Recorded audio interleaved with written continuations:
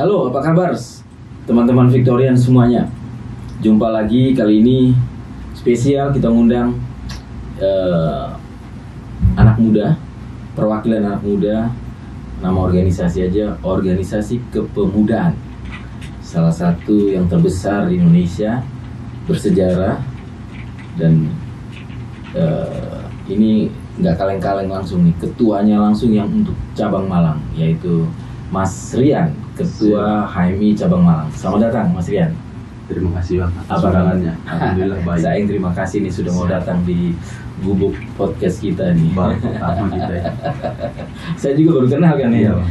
Saya juga Salam hormat. Sama-sama, salam hormat juga. Gimana kabar, sehat-sehat selalu? Alhamdulillah baik ya Bang. Waduh, ini habis. Wah, kayaknya udah jarang demo nih teman-teman. Lagi ini konsolidasi pembacaan internal Bang. Jadi belum ada sampai ke sana. Apa sekarang kira-kira yang lagi dikonsolidasikan kira-kira? Kalau di cabang sendiri Bang, Yes. itu lagi fokus pada training internal Bang. Jadi fokus kita masih pembenahan, kaderisasi. Untuk eksternal masih dalam tahap tabulasi dan pembacaan. Jadi belum ada gerakan. Training internal itu kalau di HMI Training LK1, internal ya, gitu. ada 3 tingkatan Bang. Oke. Formal ada LK1, LK2 dan terakhir itu LK3. Jadi biar Victorian tahu, LK1 itu latihan kader. Iya, latihan kader. Oke. Basic training, terus intermediate sama advanced training. Oke. Masing-masing punya ciri khasnya gitu loh. Betul. Dan kalau ikut LK1, LK2 berarti udah bisa dikatakan sebagai kader HMI. Oh gitu. Kalau belum ikut itu berarti masih belum bisa. Belum bisa, ya. Kader HMI. Saya pernah dengar cerita LK1 itu HMI ini cenderung, ini cerita dengar-dengar. Saya buka deh, saya juga pernah ikut LK1. Kakanda berarti kita. Iya. Itu materinya kadang-kadang agak nyerong-nyerong sekular gitu kan, dengar-dengar. Nah ini saya kira perlu coba dijelaskan Bang ya. Jadi tidak ada itu materi yang berbau sekularisme itu. Fokus kita di LK1 itu adalah penanaman ideologi HMI dan tentunya wawasan kebangsaan. Karena visi kita di HMI itu kan sudah jelas Bang. Visi kebangsaan dan visi keislaman. Jadi ketika proses LK1, maka penanaman nilai-nilai kebangsaan, cinta tanah air, cinta bangsa Indonesia, menjaga persatuan dan kesatuan bangsa itu kami sampaikan di situ. Biar setiap kader HMI yang selesai mengikuti LK1 itu punya jiwa nasionalisme yang tinggi.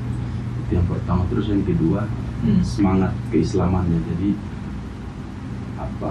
penanaman nilai-nilai agama, ya, ikut memperjuangkan nilai-nilai agama juga kami berikan. Jadi tidak ada paham-paham yang menyimpang dari agama Islam yang terutama. Kalau untuk meningkatkan meningkatkan nilai-nilai kebangsaan itu materinya kayak seperti apa? Boleh saya? Karena seingat saya dulu LK1 ya, untuk kebangsaan ya memang ada, tapi karena mungkin ya problematika kebangsaan di dulu 90-an maksud saya, itu mungkin ya nationnya tuh tidak terlalu banget problemnya. Kalau zaman sekarang kan mulai ada polarisasi, akhirnya kan memang nation menjadi isu utama untuk nation ya, nasionalismenya. Bentuk-bentuknya seperti apa kalau boleh tahu? Banyak sih Bang. Kalau kita itu lebih membedah pada visi bernegara. Jadi tujuan kita bernegara khususnya dalam bangsa Indonesia itu apa?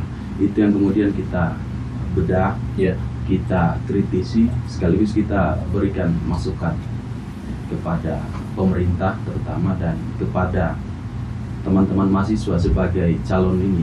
Berarti adik-adik LK1 itu mereka diajak untuk berdiskusi, mengkritisi kondisi negaranya, kondisi kebangsaan, sehingga mereka punya sense of crisis, punya kepedulian, dan bisa dijadikan sebagai bekal ke depan. Sekiranya mereka itu diberikan amanah untuk menjadi pemimpin di bidangnya masing-masing. Jadi punya bekal gitu. Bekal. Kalau untuk keislaman? Kalau keislaman ngajar ngaji gitu di materi LK1? Enggak ya. Ibaratnya ngaji itu kan keharusan Bang. Okay. Semua kader HMI itu wajib. Ya, udah pasti otomatis bisa kan gitu ya. Wajib hukumnya untuk bisa ngaji. Bahkan ketika saya mencalonkan diri sebagai ketum cabang pun tuh ada tes ngaji. Tes ngaji di hadapan seluruh kader ya, diuji itu. HMI dites ngaji lagi kan, ngaji kan sebuah kewajiban. Iya. Gak perlu diuji, gak perlu, memang udah pasti bisa. Iya. Mungkin ujinya di level syarat sih Bang. Oh udah syarat. Syarat. Berarti saat maaf nih, kita masuk ke pertanyaan itu. Saya gali nih. Syarat itu terbentuk, terjadi. Berarti kan meragukan kader-kader HMI secara keseluruhan bahwa dia belum tentu bisa ngaji. Ya, prinsipnya bukan meragukan sih Bang, tapi lebih pada pembuktian. Kalau si kandidat ini atau orang yang ingin mencalonkan diri sebagai ketua umum baik di tingkatan komisariat, cabang ataupun pengurus besar itu masih bisa membaca ayat-ayat Al-Quran. Saya termasuk orang yang memahami gini, setiap ada aturan, setiap ada rules, itu pasti ada goals yang mereka mau. Oke, goals pembuktian. Di balik tujuan pembuktian, berarti kan ada behind of reasonnya. Alasan pastinya itu ya jangan-jangan ragu dong, harus dibuktikan lagi. Kita namanya himpunan mahasiswa Islam ya, memang alasan itu nggak bisa dipungkiri sih sebenarnya. Iya kan? Alasan itu nggak bisa dipungkiri karena ini kan momentum politik, apalagi pada saat pencalonan itu kan momentum politik. Jadi syarat itu kenapa dicantumkan ya, untuk pembuktian dan sekaligus memberikan semacam pengetahuan dan informasi bahwasanya calon yang diusung dan lolos seleksi dari panitia itu memang mungkin kalau saya mau boleh ngusul ini lucu-lucuan ya, bukan lucu ya. Kalau HMI kan udah pasti ini himpunan Islam, dia bisa ngaji. Kalau memang pembuktian untuk level ketua umum, ya pembuktian di level yang grade-nya beda, bukan hanya bisa ngaji, tapi lagi levelnya membuktikan bahwa bukan hanya bisa ngaji nih, kol-kolannya dan semuanya itu benar cara ngajinya. Mungkin itu kalau hanya bisa ngaji, anak SD juga dibuktiin juga bisa ngaji kan, yang penting dia Islam kan gitu. Sorry nih. Ya, itu bisa ditampung, tapi yang jelas syarat itu memang ada. Jadi di tatib. Iya, di tatib rancangan tatib yang disebut setiap calon ketua wajib bisa ngaji, bisa membuktikan ngaji dengan baik dan benar. Oh, dengan baik. Iya. Berarti kembali ke materi tadi LK1, saya tertarik dengan keislaman tadi ya. Saya juga paham sebenarnya, cuman kan saya harus bertanya kan ya. Dari pengalaman kita dulu, saya mungkin Adinda ketua pernah merasakan nggak keislaman itu materi pasti bukan belajar ngaji. Salah satunya tadabbur ya. Iya. Mentafsirkan setiap ayat di Al-Quran. Cuman kadang-kadang ada materi yang gini, mempertanyakan seperti di bukunya Nurholis, La ilaha illallah. Itu gimana? Yang cenderung, yang tadi saya bilang di awal. Zaman sekarang sebenarnya beda berubah Bang. Ini saya mau tanya. Kalau di zaman Abang, dulu metode penyampaian materi itu mungkin seperti itu. Ya, saya juga kurang paham ya, karena Abang udah lama berproses di HMI dan saya kan baru saja kurang lebih 9 tahun yang lalu. Itu sepengetahuan saya, apa yang disampaikan oleh narasumber itu lebih ilmiah dan rasional, pendekatannya gitu, rasional. Jadi sekiranya ada hal-hal yang perlu untuk kita pertanyakan ya, dan itu tidak dilarang ya dalam agama, yaitu kita lakukan ya, dan narasumber juga melakukan. Jadi pendekatan Al-Quran dalam pendekatan rasional, akli, yang nas gitu kan. Jadi biasanya diajak diskusi lebih terbuka apa pikirannya dalam menafsir, karena nggak jarang kan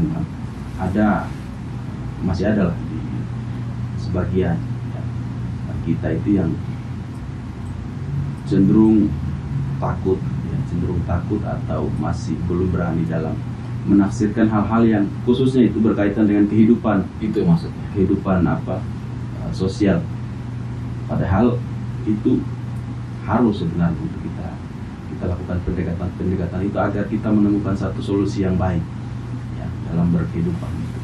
Kalau ini seperti itu. Oke, ya mungkin maaf Adinda, lebih ke itu mungkin ya tataran betul sih. Maksud saya hal-hal sepele kecil gini. Bukannya di LK1 kadang-kadang dibangkitkan daya kritis nalarnya mereka kan, dengan coba diuji dengan sebuah problem, contohnya benar, apakah Tuhan itu satu? Iya. Pernah dalam LK1 diuji kayak gitu? Ada. Masih ada sampai sekarang? Tergantung narasumbernya. Pakai pendekatan seperti apa? Yang jelas hal-hal itu tujuannya kan jelas ya, untuk mengajak jiwa kritis, nasional, logika gitu. Jadi tugas narasumber itu kan mendekon, membongkar pikiran-pikiran mahasiswa baru. Pasca itu mereka merekonstruksi kembali, membangun kembali kerangka-kerangka berpikir yang sekiranya itu sesuai dengan pedoman dan yang dipahami atau yang diyakini oleh teman-teman. Nah, jadi tidak melenceng jauh sebenarnya dari ajaran kita, karena patokan kita juga udah jelas kan, Al-Quran dan Al-Hadis. Itu mungkin ya banyak ya. Ini perspektif saya pribadi, teman-teman Victoria. Mungkin itu yang membuat teman-teman HMI lebih, ya semua kritis, tapi secara beranalogika lebih dipaksa untuk terus berkritis ya. Karena setiap materi, baik itu keislaman, kebangsaan, itu dipaksa untuk diajak kritis gitu. Walaupun kita udah tahu jawabannya seperti itu, tapi adik-adik selalu dipaksa untuk berkritis dulu. Seperti kalau keislaman, kalau di zaman saya selalu dipaksa untuk bertanya, apa Anda yakin memang Tuhan itu satu? Nah, kita sebenarnya itu bukan kita untuk mengajak untuk murtad, tapi untuk menguji keislamannya kita dan rasionalnya kita kan gitu ya, dan memberikan keyakinan yang lebih kokoh. Betul. Karena kita juga nggak mau ketika masuk HMI tiba-tiba pasca ber-HMI jadinya murtad. Keluar dari agama. Itu yang kita hindari lah. Makanya komitmen itu harus kita jaga. Tujuannya kan keislaman. Mempertahankan Islam dari lahir sampai meninggal gitu. Iya. Jangan sampai buku yang dulu yang menanyakan tentang ketuhanan, ketauhidan yang meninggal kecelakaan sampai biasa terkenal, saya kok jadi lupa nih. Masih ingat mungkin buku yang mengkritisi tentang ketauhidan? Buku yang mengkritisi. Buku sih lama sih, dari tahun 80-an begitu. Mungkin adik-adik masih saya jadi lupa, sorry, nanti kita cari di Google. Itu jadi bahan yang bersangkutan, jadi bahan diskusi kita juga tuh. Jadi oke, kita jadi itu ya LK1 menciptakan jiwa kritisnya adik-adik. Terus program sekarang ketum sekarang apa untuk tahun ini? Kalau tahun ini ya saya tentu dalam melaksanakan program itu kan berangkat dari visi misi saya ketika mencalonkan diri. Apa tuh, boleh tahu nih? Saya kemarin ketika mencalonkan diri itu punya komitmen untuk membenahi sebenarnya kondisi perkaderan secara internal, karena teman-teman HMI khususnya cabang Malang itu kan 2 tahun sebelumnya itu kan dilanda masalah dengan hadirnya COVID itu. Oh iya, pandemi. Jadi perkaderan di cabang Malang itu terganggu, Pak. Ya. Banyak training yang harusnya dilaksanakan itu tidak dilakukan. Makanya ketika saya mencalonkan diri, saya fokus dan konsen untuk perekrutan dengan menyiapkan sistem ataupun regulasi yang kita sesuaikan dengan kondisi hari ini, gitu kan. Sudah sejauh mana nih persiapannya, pembahasan untuk itu? Untuk itu kita kan punya bidang-bidang itu. Dari bidang-bidang yang terkait itu sudah menyusun termasuk draft lokakarya yang nanti akan disampaikan ke masing-masing kader HMI yang ada di kampus-kampus, karena kita punya 14 kampus yang memiliki HMI. Kita akan nanti sampaikan ke mereka bahwasanya ini standar yang kemudian diharuskan atau harus diikuti oleh teman-teman ketika ingin melakukan training dalam hal ini terkait rekrut. Apa pandangan ketum nih rekrut terkait masalah rekrut nih sekarang? Saya tertarik untuk bertanya, apa pandangan ketum ketika ada orang tua melihat, wah kalau HMI ini sukanya dia mau bakar ban. Gimana nih? Di setiap daerah loh ya. Tantangan sebenarnya. Nah ini gimana? Tantangan buat kita organisasi kemahasiswaan. Karena memang nggak bisa dipungkiri bang. Sebagian besar bahkan hampir semua organisasi kemahasiswaan itu pasti pernah melakukan demonstrasi. Cuma kan lagi-lagi kita harus kembali pada visi awal ya. Organisasi ini dibentuk ya. Organisasi ini dibentuk dan kenapa kita melakukan demonstrasi, itu yang harus dilihat. Jadi bacaan ya atau penilaian itu harus dari sudut pandang yang menyeluruh, tidak sepotong-sepotong gitu. Artinya teman-teman HMI wajar demo karena ini bagian sikap untuk menyatakan kan gitu ya. Cuma pertanyaannya kenapa harus bakar-bakaran? Saya bertanya loh sebagai netizen, sebagai masyarakat umum nih. Saya bertanya, kalau enggak nggak apa-apa dijawab ya. Kami nggak pernah bakar gitu nggak apa-apa. Bakaran ban maksudnya. Iya. Jadi chaos dia. Untuk masalah bakar-bakaran itu kan bagian apa ya? Tergantung bacaan dan strategi cabang masing-masing sebenarnya bang. Ada juga cabang yang ketika melakukan demonstrasi itu nggak bakar-bakar ban gitu bang. Jadi itu strategi demo yang dimiliki oleh cabang masing-masing. Kenapa harus mereka bakar ban?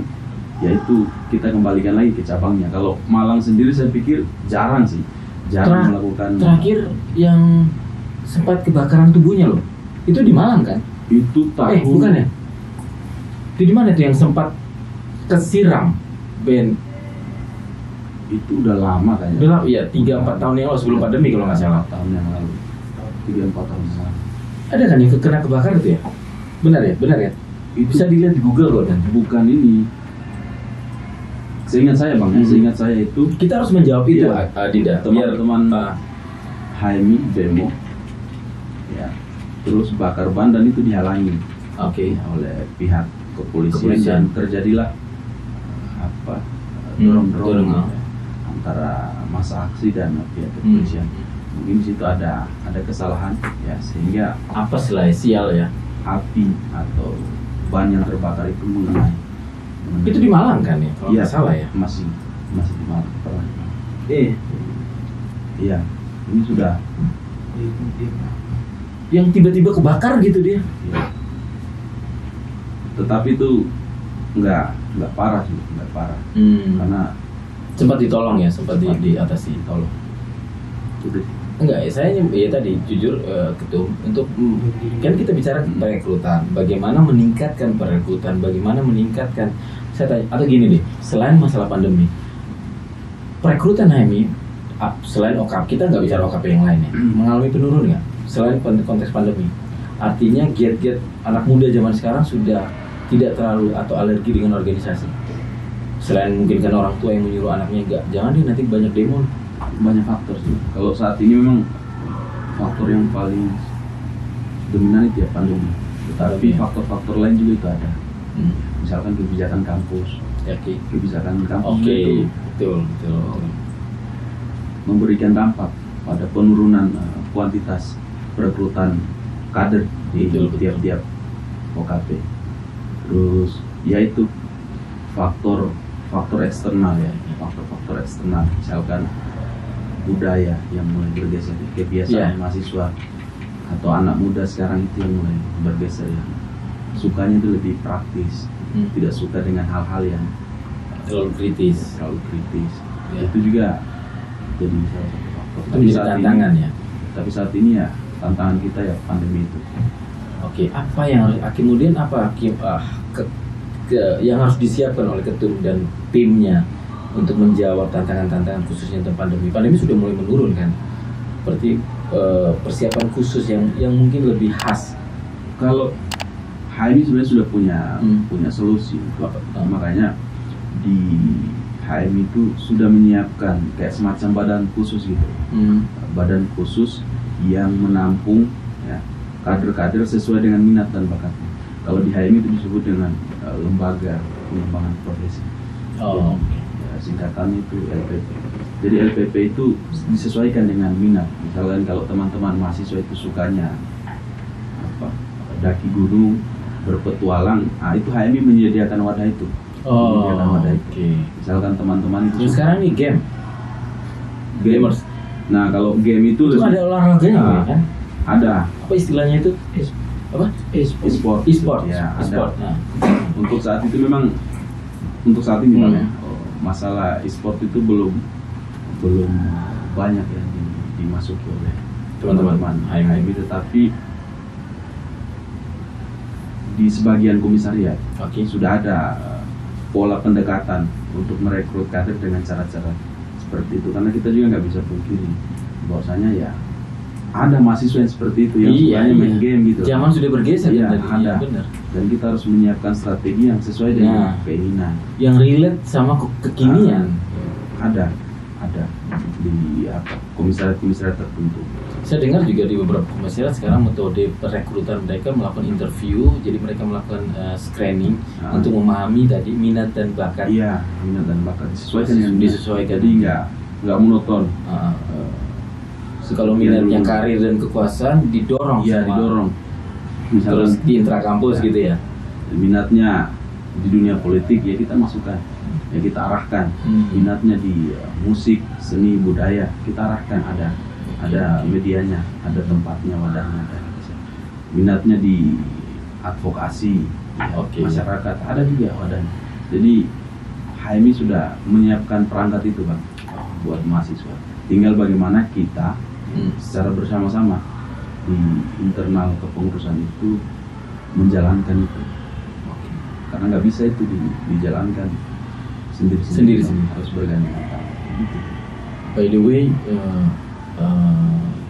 ada isu apa lagi nih teman-teman di HMI? Kita boleh dibocorin nih.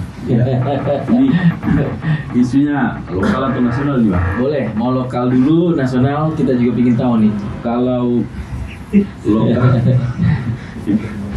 Kalau lokal itu sebenarnya Bang, dari teman-teman bidang itu saat ini sedang menggarap beberapa persoalan.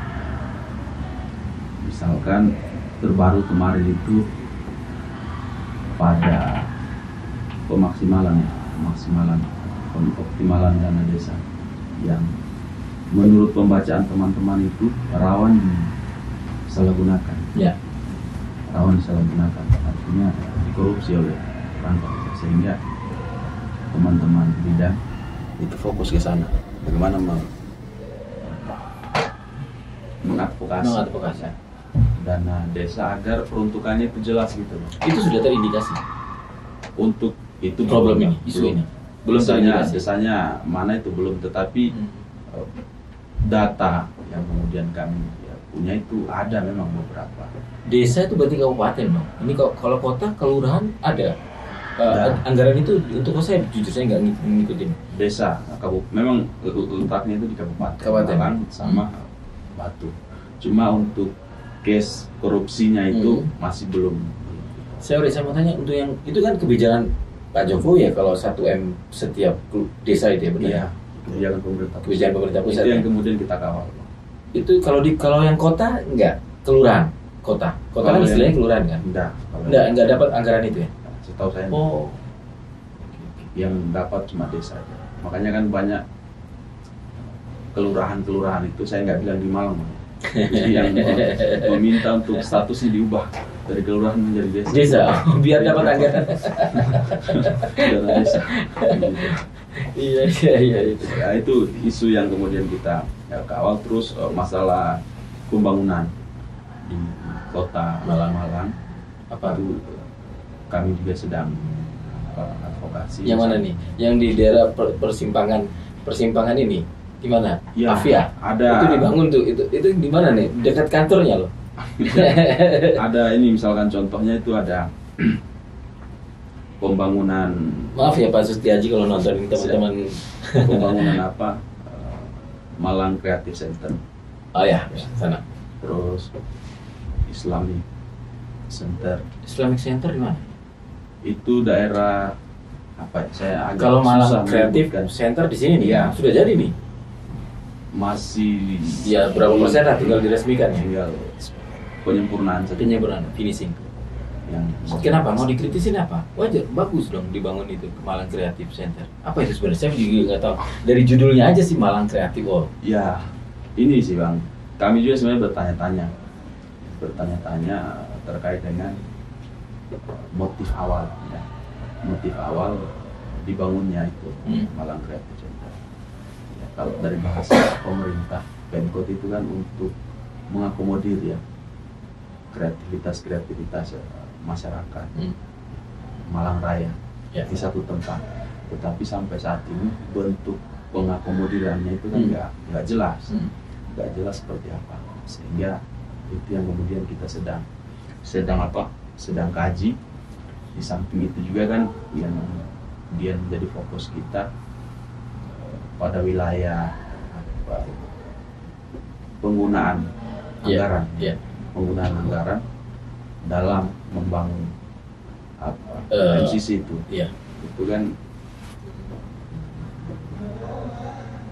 sejauh ini menurut pembacaan teman-teman itu harusnya kan MCC itu diresmikan itu bulan Juni kemarin, tapi sampai saat ini kan dan menurut informasi yang kemudian kami dapatkan terjadi pembengkakan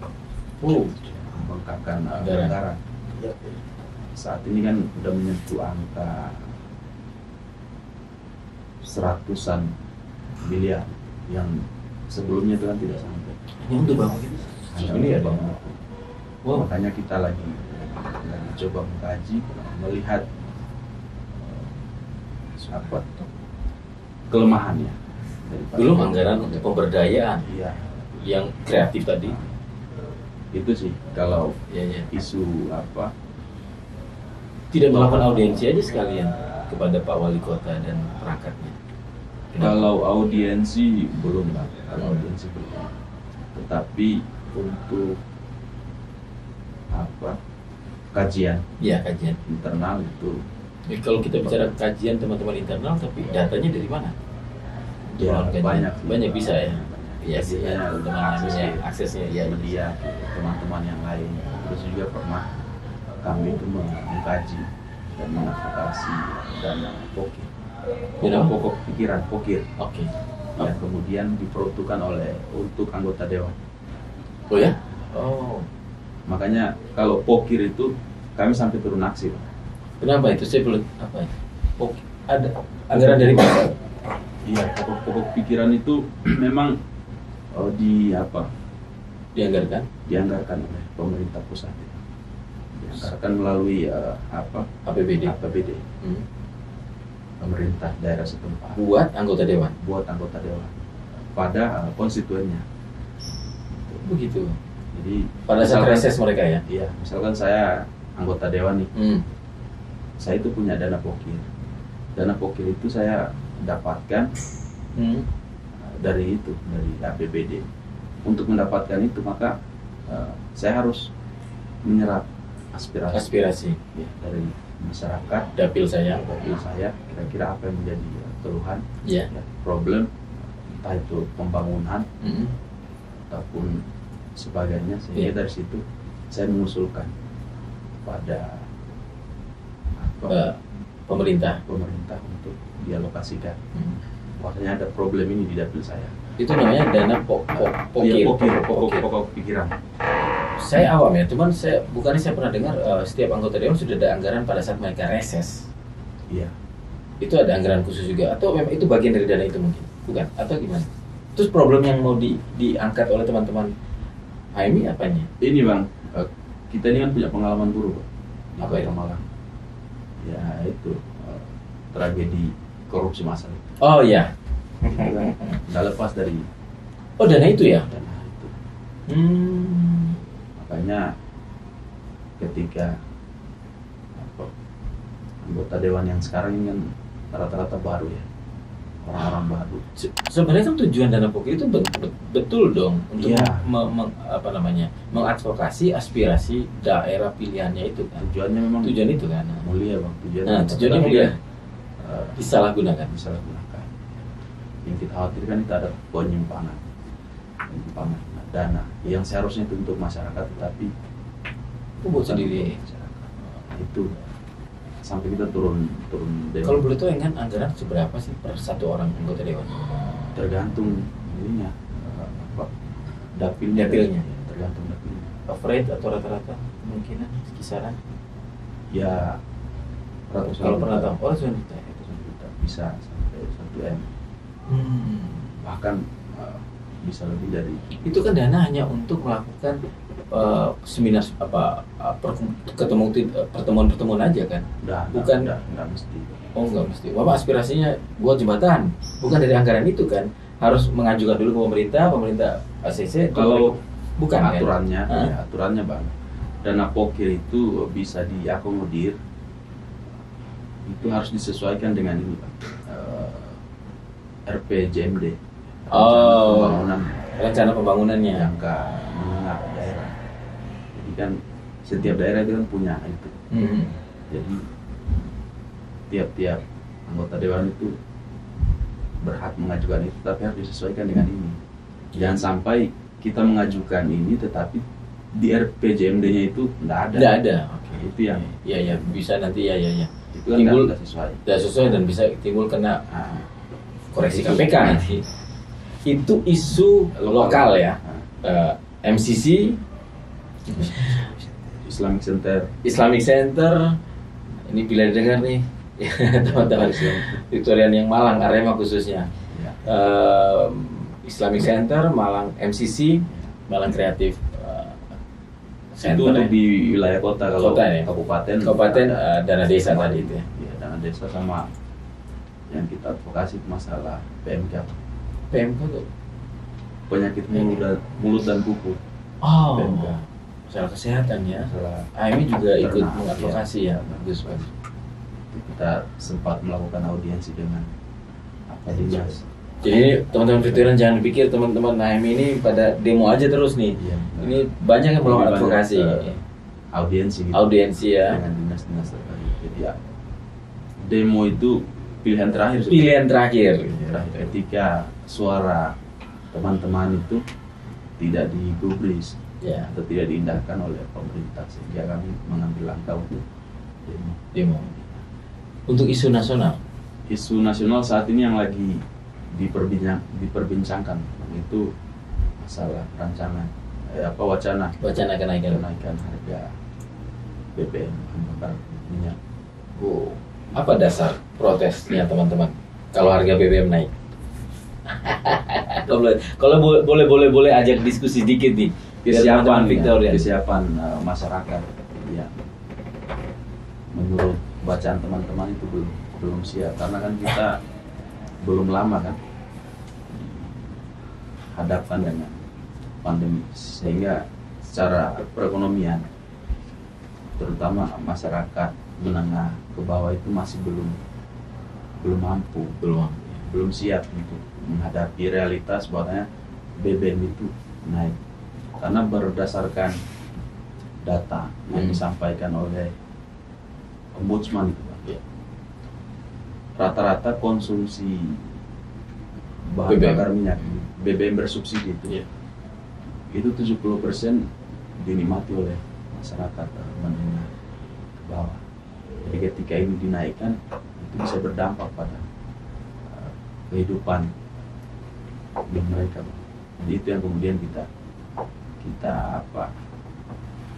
kawal dan kita konsolidasikan, bukan cuma HMI, tapi organisasi mahasiswa yang lain juga itu sudah memberikan statement. Ketika itu sampai terjadi, maka siap turun jalan. Semua cabang di Indonesia itu siap turun. Semua OKP ya. Semua OKP. Sejauh ini yang terkonfirmasi ya baru HMI, tetapi saya juga melihat teman-teman yang lain juga itu udah ada arah ke sana. Memang BBM ini menjadi isu yang sangat seksi banget ya kemudian. Tapi kalau secara kajian ekonomi, menurut Ketum, apa selain konteks masyarakat belum siap, ada kajian yang menyatakan bahwa BBM itu walaupun 70% ikut menengah, malah ada salah sasaran yang cukup mampu malah membeli. Saya contohnya gini aja nih, mobil Fortuner itu kan bagusnya kan isinya Pertamax atau Dexlite, isinya Pertalite. Ya itu kan tinggal itu gimana itu? Dikembalikan masyarakat ya, harus kesadaran Bang. Apa? Pemerintahnya memperketat pengawasan, regulasi. Jadi itu bisa terjadi karena sistem yang dibangun oleh pemerintah kan yang harus diperbaiki di situ. Ya harus diperbaiki, harus diketatkan lagi ya. Jadi siapa yang berhak menerima itu ya, saya pikir pemerintah punya cara mengatur itu. Jadi nggak bisa itu dikembalikan ke masyarakat. Jadi pemerintah yang harusnya bekerja untuk itu. Yang salah sasaran itu ya tugasnya pemerintah. Nah, ini ya, terjawab sih. Masuk akal kalau ini juga. Kalau salah sasaran ya mestinya cari jalan keluar, bukan malah menaikkan. Kan begitu maksudnya. Cari jalan keluar bukan menaikkan. Kalau alasannya beban APBN. Ya itu memang alasan. Karena setiap presiden pasti isunya ini. Alasan klasik sebenarnya. Ya. Alasan klasik yang. Tapi fakta. Ya selalu disampaikan oleh penguasa. Kayak ingin menaikkan harga BBM yaitu beban keuangan, beban APBN itu kan tidak mampu lagi menopang ya subsidi BBM. Sehingga solusi terakhir adalah menaikkan. Ya. Nah bagi kami ya ini memang alasan, tetapi kan kalau kita mau bekerja, ya, berpikir dan mencari jalan keluar yang lain itu bisa. Kita ini negara kaya kan, kita ini punya manusia-manusia hebat, dan saya yakin yang duduk di pemerintahan sana itu orang-orang cerdas, jadi punya solusi untuk itu, untuk tidak menaikkan harga BBM sebagai satu-satunya jalan untuk menutupi ya pembengkakan anggaran banyak. Ya kalau saya boleh mengutip ini Bang, kalau saya boleh mengutip apa yang disampaikan oleh Ombudsman itu ya harusnya pemerintah itu mencari alternatif pendanaan yang lain yang mengeksploitasi bahasanya gitu sumber-sumber pendapatan negara yang lain ya, entah itu melalui pengetatan pajak. Sampai saat ini kan masih banyak bocor-bocor. Terus sumber-sumber yang lain yang sekiranya itu bisa dimaksimalkan, mengurangi juga kos-kos yang lain dulu, contohnya IKN. Ya itu bisa jadi jadi solusi. Karena untuk bangun IKN kan beberapa triliun itu kan. Karena memang tidak bisa dipungkiri Bang, pikiran teman-teman mahasiswa itu BBM ini dinaikkan. Ya salah satu alasannya untuk itu ya menutupi biaya pembangunan IKN yang cukup besar. Itu sih Bang. Jadi saya pikir ada banyak cara lah. Ya ada banyak cara untuk kita itu. Artinya gini, mungkin saya mau coba menangkap bahwa menurut saya secara bisnis bensin itu BBM itu wajar dinaikin karena bicara umpama di harga di dunia minyak lagi. Walaupun sekarang minyak lagi turun ya. Kita juga mengetahui minyak dunia lagi turun di harga 60-an, 80 ke 60 per barrel. Ketika naik menjadi 100 per barrel, saya pikir ya secara logika bisnis memang wajar naik, BBM itu naik. Cuman tadi saya ketemu kata-kata bahwa pemerintah punya tugas untuk mencari cara lain. Karena kondisi masyarakat pertumbuhannya belum terlalu bagus, sehingga mencari cara lain apabila itu membebani keuangan APBN gitu maksudnya. Iya. Kalau dari segi bisnis memang harusnya begitu. Cuma kan apakah pantas pemerintah itu berbisnis dengan rakyatnya yang notabene itu sedang kesusahan? Itu kan jadi pertanyaan juga ya. Bahwa kemudian ada salah sasaran, itu yang dibuat harus bagaimana caranya pemerintah buat aturan supaya tepat sasaran subsidinya itu, supaya tidak terlalu bengkak ini BBM-nya. Kita ini kan masyarakat ya, rakyat itu kan bernegara itu biar mudah gitu. Tapi kalau malah sebaliknya ini kan jadi pertanyaan juga kan, jadi pertanyaan juga. Kok kita bernegara malah tambah rumit ya, tambah susah. Yang harusnya negara itu punya tanggung jawab untuk membantu setiap kesusahan kita, tapi ini malah sebaliknya. Nah itu yang harus dijadikan sebagai catatan lah, saya pikir. Jadi kalau menurut kami ya, teman-teman mahasiswa di HM itu, untuk saat ini ya BBM dinaikkan itu bukan solusi yang tepat untuk sementara ini. Dan selalu every zaman kalau ada presiden yang ngusulin lagi, kayaknya HMI yang sama juga, organisasi yang sama juga pasti protes ya. Pasti protes.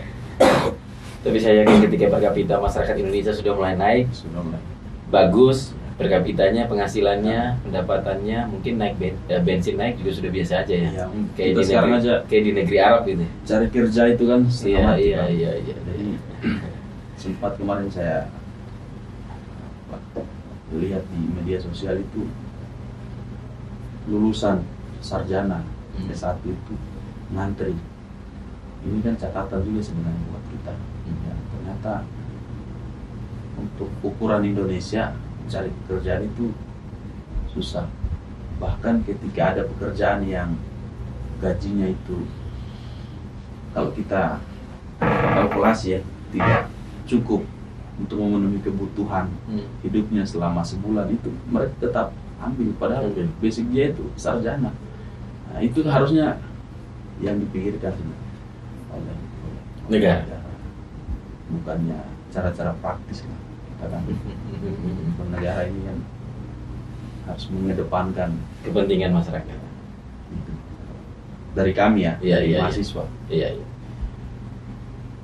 Ya mungkin dari masing-masing pola perspektif ya, dari masing-masing. Mungkin dari pemerintah merasa sudah ini yang mereka sudah lakukan gitu ya untuk kepentingan masyarakat. Ada hal perspektif, jadi ya nggak apa-apa, tinggal dipertemukan, diperdebatkan, kemudian mencari titik tengah, kan begitu.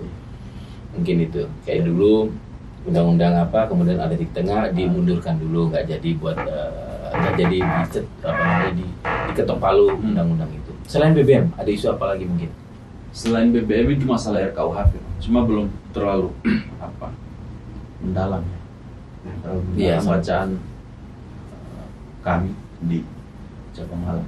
Tapi yang jelas, tapi sudah menjadi isu nasional. Saya lihat di beberapa televisi mainstream sudah tayang kan, televisi. Dan ini juga, ini bukan lembaga tapi personal kader HMI. Tongkrongannya masing-masing di warung kopi itu juga membicarakan hal itu. RKUHP rancangan khususnya tentang ini ya pasti seksi tidak boleh menghina simbol-simbol kenegaraan, penghinaan terhadap presiden dan wakil presiden. Terus masalah menyampaikan pendapat di muka umum. Terakhir saya cukup masuk akal penjelasannya Wamenkumham kemarin debat sama di Narasi TV Mata Najwa dengan Profesor UGM juga, Profesor Hukum Tata Negara. Jadi cukup punya alasan masing-masing nih. Iya, masing-masing kan. Masing punya alasan. Nah, tinggal tolak ukur filosofinya dari mana. Sama-sama sebenarnya. Satu pidana, satu konteks ketatanegaraan. Ya, apa ya Bang? Sampai dari hukum juga mesti dengan sesuai dengan kondisi kita. Ya mungkin pemerintah bicara ya sesuai dengan perspektifnya gitu. Kita mahasiswa bicara sesuai dengan perspektif. Karena bagaimanapun juga ketika misalkan pemerintah menyampaikan A, belum tentu realitas dan praktek ya dari apa yang disampaikan itu sesuai. Banyak kan yang terjadi. Misalkan contoh sederhana terkait dengan undang-undang ITE itu kan. Undang-undang ITE itu kan pada prakteknya kan karet sekali tuh. Jadi dengan mudah orang itu dikriminalisasi, dipidana. Padahal tujuan awal dibentuknya atau dibuatnya pasal itu kan harus dilihat dulu. Betul. Nah ini kadang perlu untuk dibicarakan lebih lanjut. Intinya bagaimana hukum itu jangan sampai itu menjadikan setiap pasal hukum itu jangan dijadikan sebagai tangan atau alat setiap kekuasaan yang ada, setiap penguasa yang ada.